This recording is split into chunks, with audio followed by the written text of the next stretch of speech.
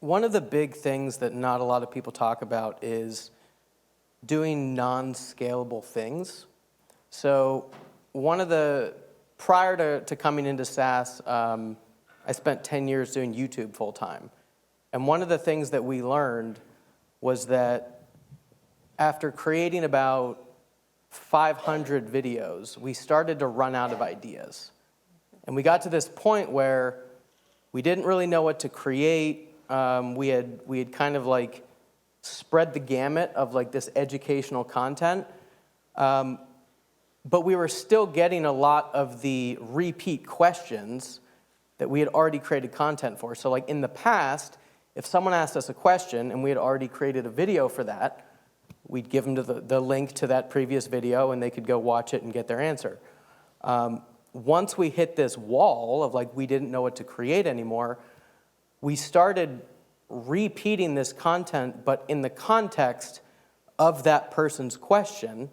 And then we would actually, in many cases, like call them out in that content and sometimes even invite them into that content. Because there's always like a little bit of nuance. And what we realized was when you bring these people into that experience of one either creating it or even just like if they didn't actually become part of it, but like we started off the video saying like, hey, you know, this video's answering Joe Schmo's question on whatever, that person becomes a way bigger fan of your content at that point than if you would have just answered the question and not kind of involved them in that process. And the beauty of that is as you build out your content and build out the audience, the bigger you get, the more impact that has. So like a lot of times, like my kids like Mr. Beast, we were talking about this earlier, like can you imagine if Mr. Beast like called out my kid's name in one of his videos, like they're going to be all that more enthralled with that content.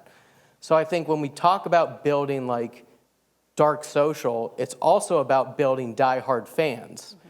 And how do we take casual viewers or casual consumers of our content and really make them like the diehards of our audience?